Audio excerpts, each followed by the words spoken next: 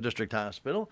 Jason Mayberry from the emergency department has made his way in. It's good to see you, my friend. It's been a while. It has been, but thanks for having me back. Appreciate it. You're looking good and healthy. Well, trying to stay healthy. Very good, very good. Well, we are here actually to talk a little bit about stroke and stuff, and kind of go over the protocol and different things. And we know strokes never go away. There's never an off season for stroke. It can happen at any time. We also want to remind people about COVID-19, though, that if you feel like you have symptoms of COVID-19, do not go to the emergency department, right? Yeah, CDC is still recommending that you call ahead to your PCP or your primary care office. You work that route. When you look at who's in the emergency department, it's usually your sicker of the people. People that may not have that good immune system, and even a simple cough or sniffles to them could be detrimental, much less COVID-19. We do have some things in place. Obviously, if you have to come to the emergency department, we're there to see you 24/7. Sure. That's not a thing, but we've got things set up at the hospital where we can do testing in your vehicle and things like that for COVID-19. You come to them. Yeah, we're ready to go if that's the case. All right, so make sure, again, you do want to call ahead. Try and call your primary care physician, and then they can call the state, and then you can call a hospital. You can call the hospital if it's after hours and say, hey, I've got these symptoms, and then the hospital can take it kind of from there and then tell you where to go. They will instruct you where to park your car. Yep. And that somebody will be coming out, and then once you get there, they will take care of you, and they will do the test and then get the results back to you. And currently still no positive cases in Denton County. None in Denton County at this point in time. Yeah. So we're doing well. Keep up the good work. Keep up the good work. All right.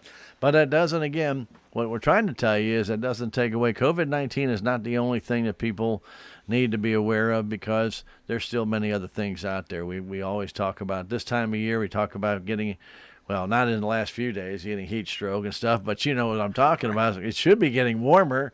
Not quite there yet, but it will be. It's going to be back to 80s during the weekend. But we all know right around the corner, summer's here, heat stroke, getting overheated. May not even be heat stroke, just heat exhaustion. These are all things because we are becoming more, especially right this year, Jason, we're all stuck inside. Right. And this really could really hurt a lot of people who are getting more in tune to being in that controlled environment, that when they get outside, excessive heat could get them very quickly. It could. It's gonna be interesting. Definitely interesting when we emerge from the quarantines and all those stay-at-home orders and things like that, how it's going to work out.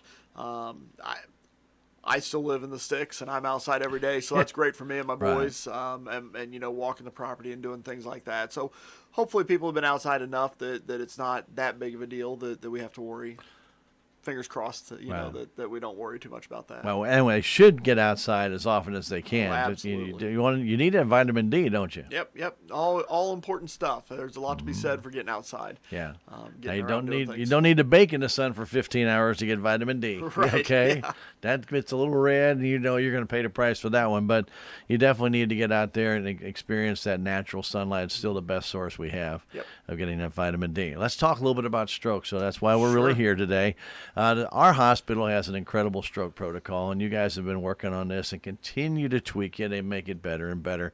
And there's a good reason for it. Strokes can be deadly, or they can impair you for the rest of your life. And time is the big key, isn't it? Yeah. So we started the stroke program back in 2015 when the state of Missouri launched their time critical diagnosis program. We've been working with it ever since. The hospital is a level 4 center. We can rapidly assess, triage, diagnose, and we do have access to a clot busting medicine if your CAT scan allows us to give that to you while you're en route to a level 1 center where they could potentially go in and help you more. So, we work really closely with the level 1 center in St. Louis. We are constantly in contact and doing different quality improvement programs and trying to figure out ways that we can always cut more seconds off for our residents here in Denton County. We look at our transport time to a level 1 center by air is about 35 to 45 minutes.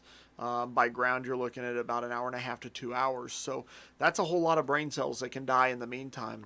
So very important that we do our job in the emergency room to identify that quickly and potentially give you some medicine that can open that flow back up. But it takes other people to do their job as well, to notice the signs of what could be a stroke, because if you see it coming on, make the call to 911. Don't try and drive somebody in, and then you're going to be concentrating on what's going on with them and not driving, that can be a bad situation, number one. But number two, the ambulance can get there and they can start addressing the problem immediately. That's correct. Yeah, a lot of times we'll hear, I can drive them to the hospital faster than the ambulance can get to me. That may be the case, but if you start looking at care, your care would have started 15, 20 minutes earlier had the ambulance been dispatched. They start working on arranging helicopters or arranging air transport before they even get out to your home. Once they get there and they're able to make that determination, if you do need to fly, you're gone. You're on a helicopter and you're where you need to be. Once you show up to the hospital, there are legal things that we have to do. We can't just put you on a helicopter. And what a lot of people don't understand is, why am I not gone yet? Well, you're not gone yet because the law says I can't send you there without an accepting physician and accepting hospital. And those things take time. We're quick at it. Don't get me wrong. We are fast at it, but it still takes some time to get those things done. So, that early activation of 911 is the best bet. So you get that first medical contact out there with you. Right. Now, if you happen to be 25 feet from the hospital, just go on in. Sure, absolutely. I mean, we're talking, but if you live 5 miles, 6 miles away, you're probably thinking, I can get in my car and get there quicker. Well, you may think so, but the treatment you're going to get, you need to have there, and keep people. Anytime something happens to a person, and I know this is truly a fact. Something's wrong. You may not know what's wrong. As the person it's happening to, you may feel something, but you don't know what it is.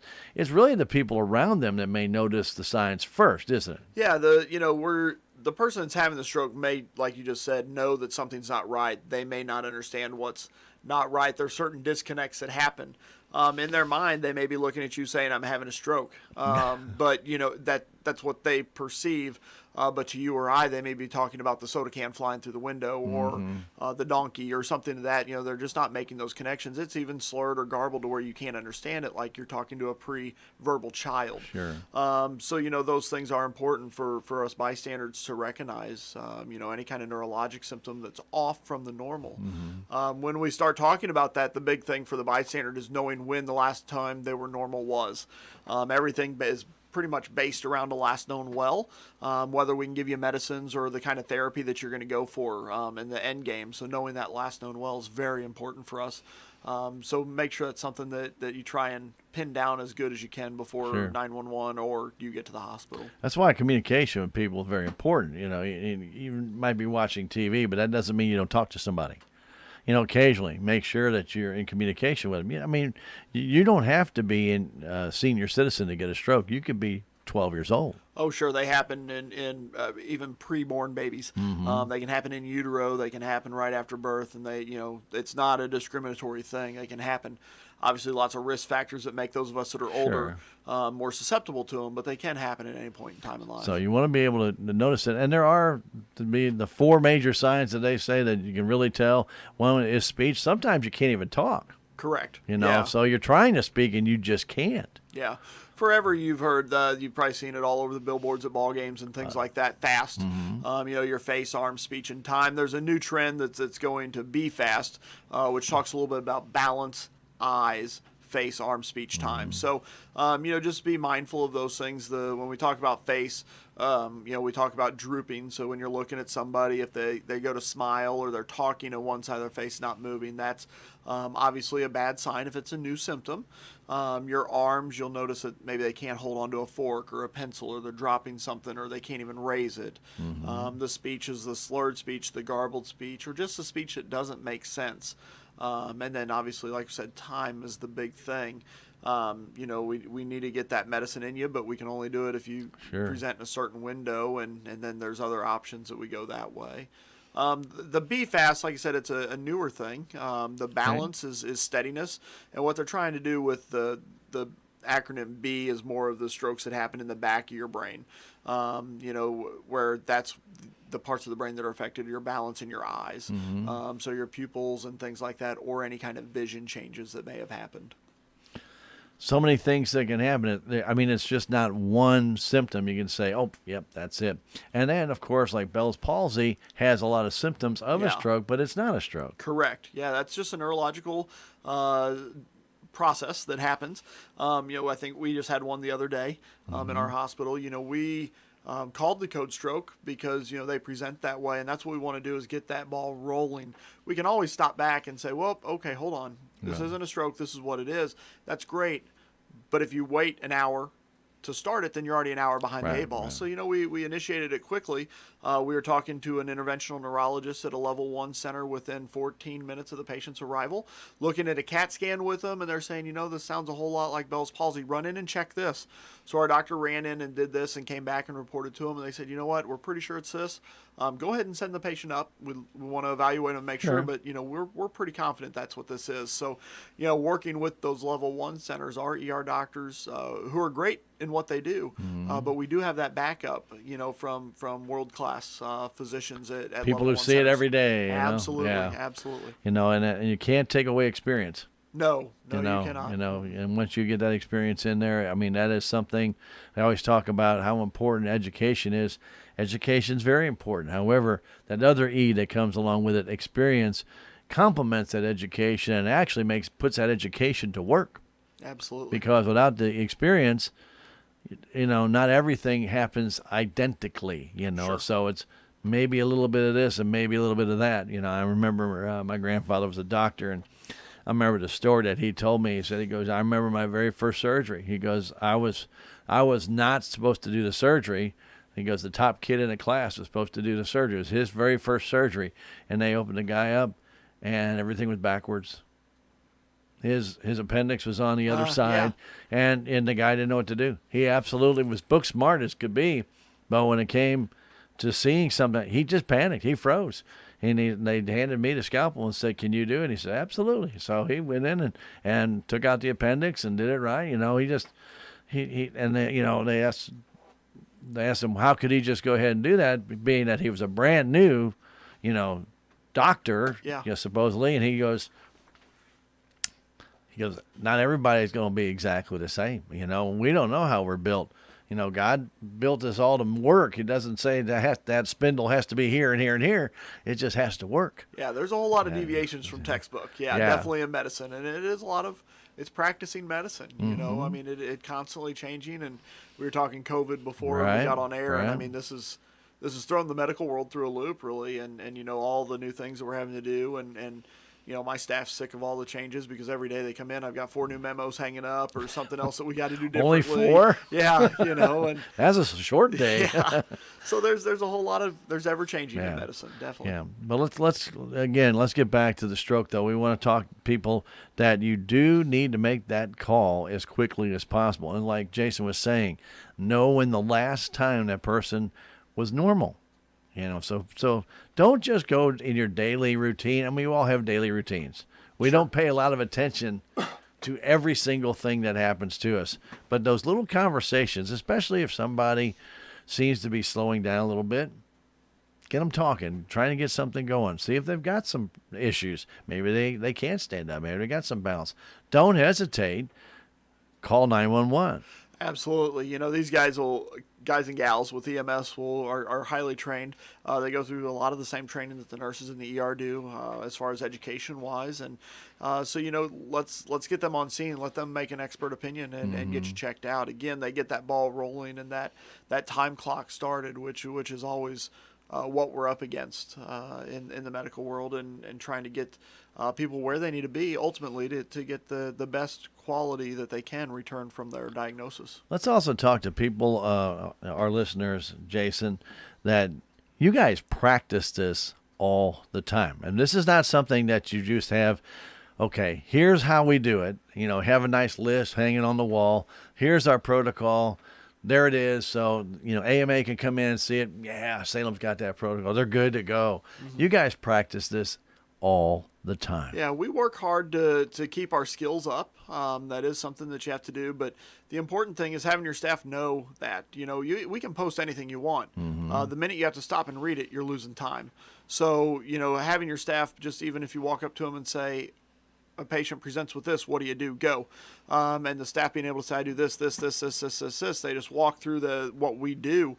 It's helpful. And then practicing with EMS, practicing with different players in the game. Right. If I walk into a room and I see 2 paramedics, 1 nurse, and an EMT, a basic, I know exactly what everybody's going to be doing in that room. The basics on the phone making the phone calls, the paramedics are starting your IVs, the nurses charting. There are things that are getting done. The physicians doing their administrative duties and getting those things. So we work at it, we critique it, we look at it again, and if we can make a process better, we make it better. We are lucky in that again, we have some oversight, and we're in communications with those bigger hospitals, and we're looking at ever-changing protocols and doing things that are best for our community and our patients. Right. The hospital getting this MRI machine coming up soon. Man, Bobby and I are excited. Can't get there fast enough, can it? Oh, my goodness. There's going to be some amazing things coming out. And, you don't see a community hospital, community access hospital having these huge advantages in these worlds. But, we're going to be able to do the same MRIs that a hospital in the city is going to be doing on our inpatients, and that's just phenomenal. And we need to remind people how important it is that when we talk about these improvements that the hospital has made and your protocol, and that it's always practiced. I mean, it's not just for stroke, it's for heart attacks and things of that nature. Hospital continues to work on these to improve, so everybody is familiar with exactly their jobs are. But we all know that the Salem Memorial District Hospital's area of coverage is huge. Sure. And not only is it huge, it's to a lot of these access roads that Jason, you and I know, it's going to take an hour for you to get from the edge of the hospital district just to the hospital. Yeah.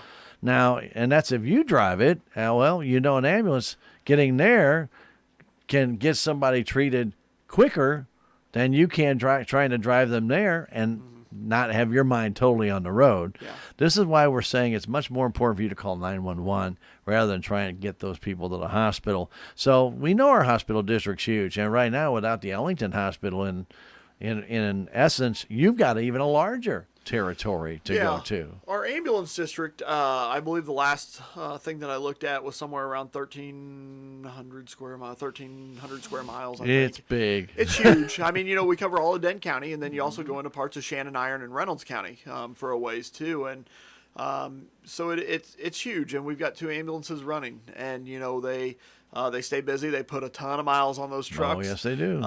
But you're right. It's if you have to run to Bunker, I mean, it's 45 minutes there minimum. If the roads are bad, the wind's high, those ambulances are top heavy. Right. They can't run real quick all the time, and it's a lot easier for them to find a house address than it is for them to find a car on a specific road, right? And then get turned around and find you. So they have a long way to go sometimes. But again, the clock starts there, and your medicine can start. Your medical experience for your complaint can start at that point in time versus when your symptoms started and then the trip into town. You're not getting that until you get to the hospital. So and then they have to try and figure out what it is. Yeah. You're coming in saying, I think it might be a stroke. Well, then everything starts, whereas when you make that phone call, everything is already started. Yeah, everything's in the works. Yeah. And, even if they're not able to fly, then our medics are able to alert us ahead of time and just think, if we're ready when you come in at a drop of a dime, when we've got a 5-minute heads up, things are even faster. We've got this done, and we've already made those phone calls. So, we're already working behind the scenes before you're even there. So the stuff people never see. Yeah, you won't ever see it. That's okay. No, I know, but it's part of what has to be done. Absolutely. And this is why when people come, they get to a hospital and like you say, why am I not leaving right now? Here I am. Well, you've got to get those certain little things done. But if somebody calls 911 ahead of time, a lot of that can already be taken care of. So when you get in there, it's immediately checking you out and getting you ready for transport if that's what needs to be done. Yeah, like I said, we get all those things worked out ahead of time, or for the most part, get the balls rolling. And once you get that, that's usually your biggest hurdle. Strokes are nothing to sneeze at, and I'm just being very, very honest with you. Don't think that if you're feeling like you're having a stroke, tell somebody to call, do whatever you need to do. And if you're feeling like you're having a stroke, do not try and drive yourself to the hospital. Yeah, don't do that. There's over 750,000 new strokes in the U.S. every year. I mean, that's a lot of people having these issues, and of those, you have 87%, which are a blockage kind, and you have 13%, which is a bleeding kind. So they're detrimental. I mean, this doesn't hopefully if you get to the hospital quick enough and we're able to help you with if you're having one of the blockage strokes and get you the medicine to unblock it, hopefully that damage is minimal. But the longer you let that go, the more brain cells that die, and these are things that don't rejuvenate. So once they're gone, they're gone. If it affects your memory side, you don't remember things, and you're asking every 3 minutes when it's time to eat or something to that effect, or if it happens to be the muscle side. I mean, that's, just all those things. And these can be minimal, then you can go on and continue to live, but you got to alter how you live, or they can be detrimental where, you can't care for yourself anymore, and you may end up in a nursing home or a nursing facility that's able to give you that care. So. And if you do get there with plenty of time, and the damage isn't that major or severe, we have a great rehab here at Salem Hospital that can get you back. And even if there is a little bit of damage, sometimes they can retrain maybe another part of your brain to learn something. It won't be as natural as it used to be, and it may take a lot more effort, but this is what those people specialize at. So, you're in really good hands. You don't have to stay in the major cities when it comes to rehab, because I'm going to tell you, I think you get a lot better care at a smaller hospital and rehab than you do in the major cities, because they just give you a once over and you're done. Yeah, absolutely. Gina Daniels is the director over at rehab, and she just does phenomenal things, and her staff is great. So we've had a lot of our stroke patients come back to the community and receive their rehabilitation through them. So it's always good to have more pieces of the puzzle for our community members here to keep us local and keep you in your homes. Right, and you've got your surrounding family to help you out. They're going to be supportive, where if you're in St. Louis and you're all by yourself, right, they may not be able Kansas to be City or Columbia or wherever you might go, or Springfield. Boy, that's really hard. I remember when my dad had to go through rehab, and he was like by himself, and we tried to go see him all the time. But still, you're by yourself, 20 hours of the day? Right. Yeah. Really, and we tried to get him to come here. I said we can take care of you here. So, but he felt that if he came here, then the rest of the family can't visit. Well, they can. It's just 2 hours. Sure. Been doing this for 38 years. But again, I'm finding out a lot more and more about how good that kind of care can be, because having family there rejuvenates a person. They know that loved ones are there, and they're caring for them, and they're talking with them, and they're keeping their mind active and keeping them going, instead of them sitting there becoming a blob in front of a TV and just kind of wasting time. It might be the best way of putting it, where when somebody's in communication with you and you've got to respond, you keep those cells going. You keep going. Well, it's just it's something you're comfortable with. I mean, family is comfort, home is comfort, and any piece of normalcy that you can have after one of these major life events, I feel like's the better. Sure. So always good to have those options available. Especially when you do rehab at home. A lot of times it can be done here. All right, well, very, very good. Well, we don't want to let Jason go without first off saying how really fantastic our emergency department is. You guys do a tremendous job for a critical access hospital. Really, I just got to tip my cap to you guys. You guys do fantastic. And now with the COVID-19, with a separate little area you have to have, and the hospital's had to undergo a lot of changes. We all know that, and we just want to remind people that the hospital's still here for you. Everything is still good to go. If you got sick, if you get an accident, you cut yourself, you need to get the emergency department, go. Absolutely, You don't have to call them ahead of time. If you got that, go. Yeah, the emergency room's going to be there. That's kind of what we do, and just to put those people at mind's ease, if you are worried about COVID, we're in constant communication with the state and CDC and things. So we've got things in place. If we ever do have an outbreak here in Dent County or a surge, we've got a plan where those patients really don't make their way into the hospital unless they're the sickest of the sick, in which case they're very isolated from the rest of the public. But we haven't been there yet. And, knock on wood. Let's hope we don't go there. Absolutely. But, you don't have to worry about it at this point in time. We're doing the worrying for you, and we're here if you need to be seen. So don't be afraid to come by the hospital. And you've taken every safety precaution to keep everybody separated. Sure. Should there ever be one, that would not be a problem. Yep. So, again, I highly recommend if you've got something that comes up in a hurry, we can always fall and break our ankles and stuff like that. Absolutely. And don't sit there and say, "Oh, I can't go there, COVID-19." No, yeah, you can. And call the ambulance. They'll take you right to the emergency department. If it's a cut or something, you just need to get stitched up. Still, get over there. And don't say you don't want to go. I want you to tell somebody how important it is that what a tetanus shot can do, and if you don't get one and you cut yourself with some metal, how dangerous it can be. Because the other day I saw somebody cut themselves on some metal, and they said it's just not a big deal. Well, you may not think it's a big deal, but it can be a big deal. Well, tetanus can kill you. Yeah. I mean, that's bottom line. There's no ifs, ands, buts about it. A lot of things have to be in play for that to happen, but it is a possibility. So, tetanus booster every 5 years. Sooner if you catch yourself with something dirty or rusty. Right. With clean metal, one thing. Rusty nail, something different. Stepping on a rusty nail out in the barnyard and went got tetanus shot. Absolutely, yeah. I wouldn't chance it myself. No. But to each their own if that's what you want to do. But we're here, and again, those safety measures are in place for you. But it is important because a lot of times the first thing they do ask you, when was your last tetanus shot? Absolutely.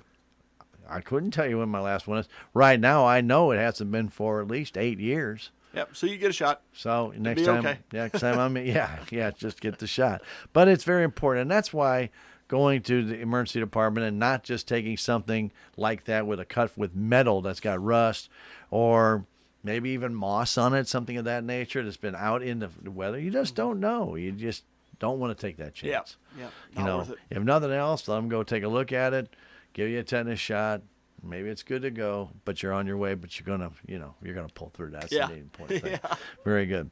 All right, buddy. It's always good to have you come in and spend Thanks some for having time me. with us. Absolutely. If anybody has questions about strokes, there's a lot on the SMDH website about smdh.net about strokes. Yep. Go there. You can look that up. If somebody has a question, obviously the time not to call with a question is when it's happening. Sure. But if you have a question about stroke, the protocol that the hospital goes through, feel free to contact us. Absolutely, yeah. You can get a hold of me. Number's the hospital number, and you can just ask for my office. If I don't answer, please leave me a message. I'm in and out so much. And email is all lowercase letters, J, Mayberry, Mayberry, at smdh.net. Feel free to send me an email or give me a call if you have questions. If you're looking for any kind of education for your church group or any kind of community group at all, get a hold of me. I'm the one that does all that outreach. I get into the schools and do 5th grade education with the kids, and they have a lot of fun learning about strokes, and we put them through some different scenarios. And so if you're a parent of a 5th grader, last year they probably brought home some stuff to you and yelled at you for smoking and all this stuff that I tell them not to do. But, we're trying to make it healthier for our community. So if you want any of that outreach, just get a hold of me, please. I'll make time, and we'll get out there and do some education. Trim up that red meat, huh? Get that fat off there. Yeah.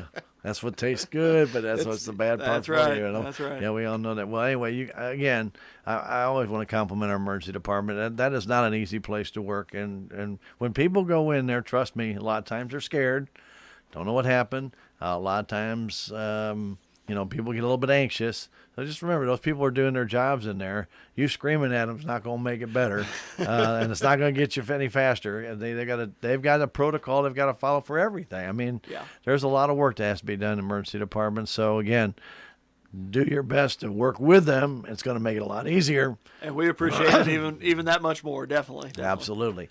Jason, thanks for coming in. Appreciate you, buddy. Thank you much. Dude, thank you much. Our Civic Record's next in a moment. Life can be difficult, especially in today's world. You may be struggling with changes in relationships, loss of relationships, and social distancing. Sometimes when people